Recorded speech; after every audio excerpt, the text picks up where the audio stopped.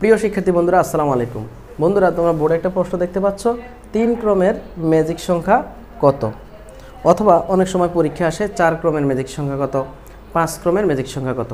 তখন আমরা কি করি, ম্যাজিক বর্গ একে row by row, column by column সংখ্যাগুলো যোগ করে ম্যাজিক সংখ্যা বের করার চেষ্টা করি। কিন্তু আসলে কম্পিটিটিভ পরীক্ষায় প্রতিটা শটের জন্য সময় থাকে মাত্র 40 থেকে 50 সেকেন্ড বা 1 মিনিট।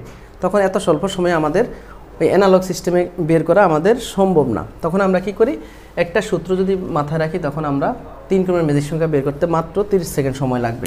সূত্রটা কি বন্ধুরা? সূত্রটা হলো ক ইন্টু ক স্কোয়ার প্লাস 1/2। জাস্ট এই সূত্রটা মাথায় রাখলে তুমি ম্যাজিক সংখ্যা নির্ণয় করতে মাত্র 20 থেকে 30 সেকেন্ড সময় লাগবে।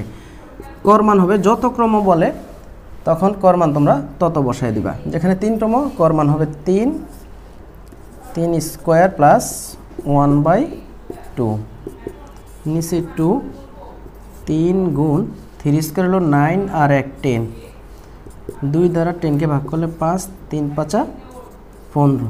তাহলে বন্ধুরা 3 ক্রমের ম্যাজিক সংখ্যা 15। এভাবে যত ক্রম বলে আমরা জাস্ট কর মান তত বসিয়ে দিলে আমরা ম্যাজিক সংখ্যা বের করতে পারবো মাত্র 20 থেকে 30 সেকেন্ডের মধ্যেই। Thank you so much.